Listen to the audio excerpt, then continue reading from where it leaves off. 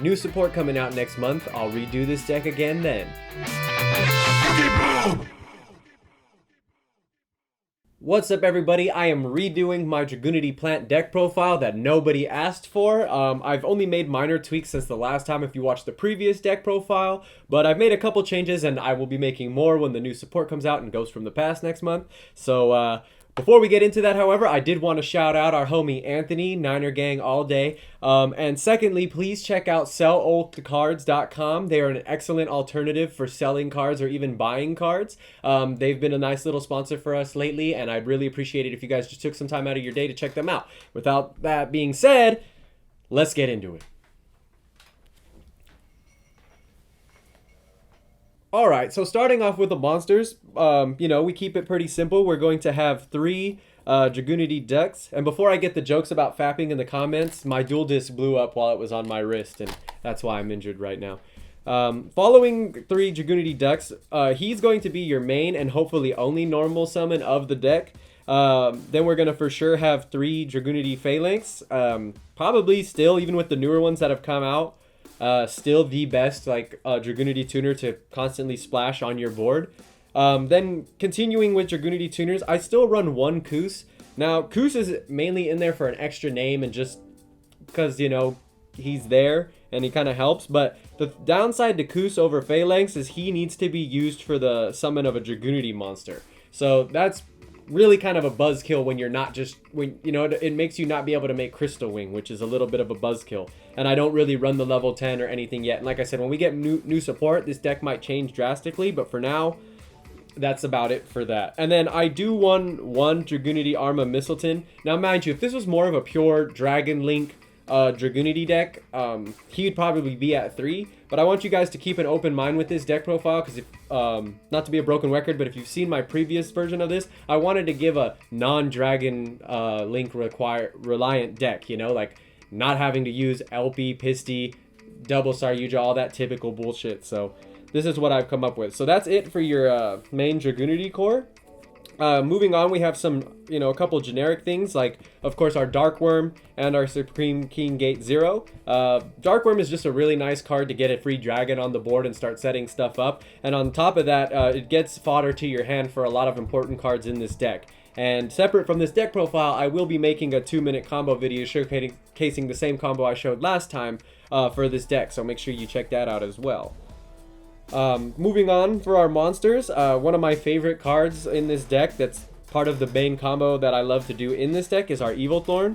Now, Evil Thorn is just so good. He's your main 1-for-1 target. If you don't know what this card does, you tribute him, inflict 300 damage to your opponent, and then summon 2 more copies of him from the deck. So it's just really nice to get you an instant Aromatherapy Jasmine, and like I said, if you can get it out with 1-for-1, then you just started making moves without even normal summoning yet. So continuing on with some of our powerhouse plants, still the 1 Orphis Scorpio and the 1 Darlington Cobra. This is mainly because you want to pull them out in the combo. You do not want to draw these. So as much as it sucks to draw them and not having the additional copies, you can still find some uses for them. So with that being said, I personally still keep them at 1 each. They're just really good cards to not have in almost any plant deck, in my opinion.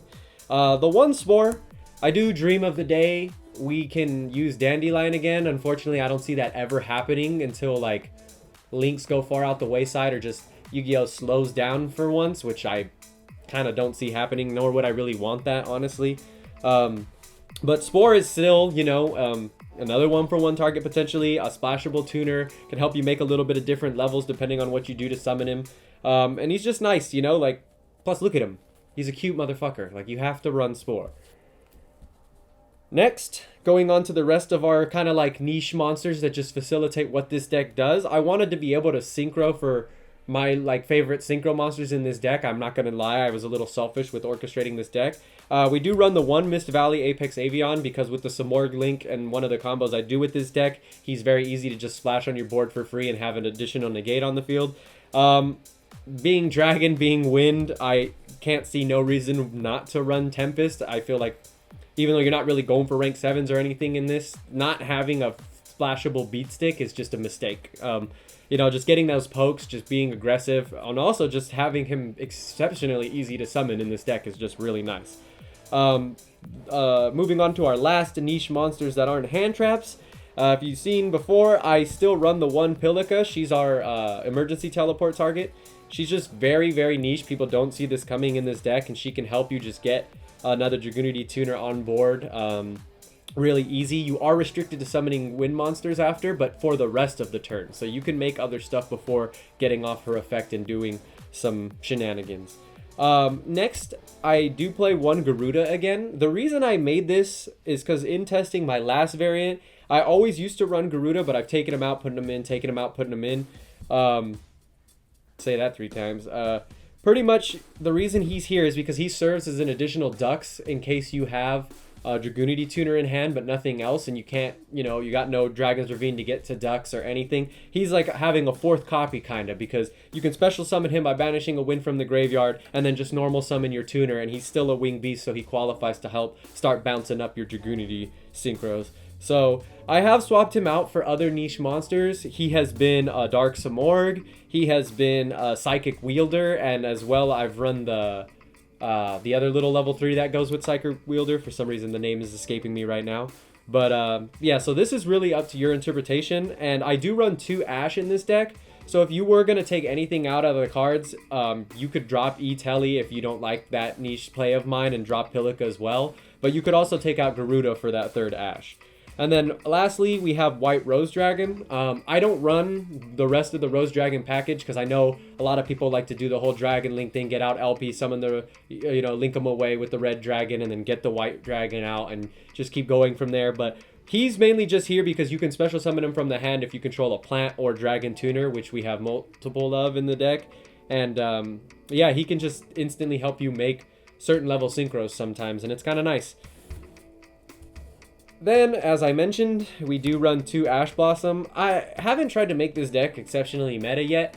If a lot of my like personal choices haven't worked out and the niche stuff are proving to be a hindrance rather than creative, I'll probably find a way to splash a 3rd Ash and maybe 2 Veilers, or make it a little bit more aggressive. There's also no inherent back row removal in this deck right now, which is another thing to keep in mind. But for now, I've just been testing the 2 Ash because it's nice to just have a little something to give you a chance when your opponent goes first. Moving on to the spells, which is probably the better cards in this deck if I'm being honest. Of course, we run 3 World Legacy Guard Dragon. Now, even though we're not running LP and all that nonsense, it's still nice to have a monster reborn for most of your Dragunity dragons, as well as some of your other niche dragons in the deck as well. So 3 World Legacy Guard Dragon, I just haven't found a reason to drop it any less than that.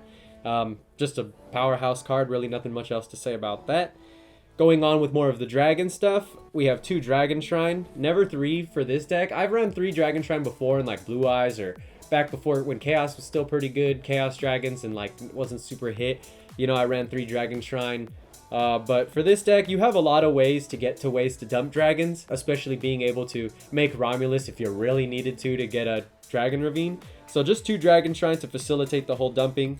2 cards of Consonance because we really got no draw power. A lot of searching and dumping in this deck, which is nice. And after I've done my searching and thinning my deck by dumping so many dragons to the graveyard, it's nice to know that if I draw, I'm most likely going to draw staples if I pitch some of my tuners. And this can also help you set up a tuner in the graveyard if you open a tuner, Dux, and cards of Consonance. Then, as mentioned before, of course, 3 Dragon's Ravine. Honestly, you want to open as many possible ways to dump something to the graveyard as you can in this deck. It's just a good way to get dragons going. I know that sounds a little bit hypocritical with me not running 3 Dragon Shrine, but opening 2 Dragon Shrine is ass. Like, you can't activate both of them, and it's just, you're staring at it the whole time unless you run Summoner Monk. So, 3 Dragon's Ravine to help make up with that. Then, of course, we have the 1 Terraforming to search the Dragon's Ravine, which is always important, you know, just 4 copies of Dragon's Ravine, essentially. Next, this might be the first controversial take, I guess, in this deck, is I only run 1 Dragunity Divine Lance. Now, mind you, I used to not run this at all, except for the old days of Dragunities, before I even had the channel. Like, but I've learned in my testing that sometimes it's just a bitch to not open the right combination of things. So, essentially, this is just a 4th copy of Phalanx. That's the way I see this. However, I don't like running more than 1, because it's just been a little bit too tic-tacky, you know? Like, it just can be really cloggy if it comes at the wrong times. So just 1 Divine Lance, but the 1 is good, you know? One Monster Reborn because honestly I had the space, and especially in a deck where you're synchroing a lot, like if they get over your Crystal Wing or something, sometimes it's nice if you summon it correctly, you know, to just bounce it back on the field the next turn. The E-Telly for the Pilica, and just because this deck needs a lot of help summoning stuff for free, you don't want to have to like summon a lot of stuff and be at risk. 1-for-1, which is probably the best card in this whole deck because it brings out your plant. And yeah, I mean, 1-for-1's probably going to be what you want to see in most opening hands. It sucks that it's limited to 1. The 1 Foolish Burial because, you know, as mentioned before, dragons love to be dumped to the graveyard. And then another thing that's niche for my deck build that also kind of comes in handy for other plays as well is Instant Fusion. Only running the 1 because that's what we can. And on top of that, it's just a really nice card to see. I know it sucks to rely on a lot of 1-ofs, but that's just kind of what you have to deal with some decks. And no traps at all in the main. Lastly, the extra deck. So this is up for your interpretation, really. A lot of stuff in here could be changed besides a lot of the things I use for my combo I like to showcase with this deck. But we got 1 Romulus and 1 Hieratic Seal. The Romulus is kind of in there because it's easy to make and sometimes it can get you to Dragon's Ravine if you need it. The Hieratic is just nice because he works as a compulse, but they're not really essential for the deck. Same as the Saryuja. Sometimes you can just splash a bunch of monsters on board, and you just want to get a Saryuja to refresh that hand and see what you can really do. But the only 2 links in this deck that fully like really matter and facilitate a lot in this deck will be your Samorg and your Aromatherapy Jasmine.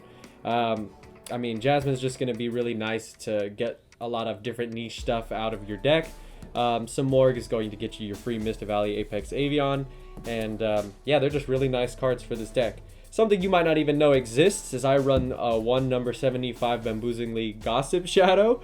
I know that's a mouthful, but he serves as a monster negate essentially, because he makes it so their effect becomes that we both draw a card, and I know it's a really niche interruption, but it's an interruption nonetheless. Then it's a crap ton of synchros. 2 Dragunity Knight Vadriana, mainly because your Vadriana is going to be the main way you climb up on your synchros. I run 2 Crystal Wing to go with the Vadriana, mainly because Crystal Wing's just so good and really easy to make in this deck. For my 1-of synchros, I am trying 1 of the new Dragunity. His name is really hard to say, so I'm not even going to attempt it. It came out in Blazing Vortex. He allows you to banish stuff from your opponent's graveyard, which is pretty nice. I mean, he's very random, and like I said, I don't know how long he'll stick around, but it's pretty cool to give a new card a try, and so far it hasn't been a mistake. 1 Trishula because it's Trish. She's so good. You can make it in this deck, believe it or not, and why wouldn't you? 1 Stardust Dragon. I mean, he's good, annoying to make, plus he's wind, so he kind of just fits the MO. You could obviously make a Savage Dragon, because sometimes you do get links in the graveyard, but you're never going to really get a Saryuja equipped to a Savage Dragon in this deck, so just keep that in mind. And then lastly, I do run the 1 Black Rose Dragon, because it's a plant deck. I feel like you have to run Black Rose Dragon, because you can actually use his other effect for some reason if you wanted to. Then the last and the Insta-Fusion target will be Mavelus. So not only is this important for sometimes just helping with extending and making extra plays, it's also a winged beast and serves the same place as having that Garuda. Like, if you don't have the ducks, you can summon a tuner and then instant fusion for the Mavelus. I know it's a little bit more sacky, but then you can instantly secret those for a Vadriana, and hopefully then you'll get that tuner back from the graveyard, equipped, summon, and then you can make a Crystal Wing. So works out really nice. When I bought this card a while ago, it was really expensive because it's so old, and I'm not sure it's ever been reprinted. So if it's still like 15 bucks when you go looking for it, I'm sorry. So that's it for the deck profile, everybody. Once again, make sure you check selloldcard.com. I know it sounds weird, it doesn't have an S, but they're a nice alternative for shopping for cards. And make sure you like, comment, and subscribe, and let me know in the combo if you want the 2-minute combo for this deck to drop this week. Got it ready to go, so let me know if you want to see it.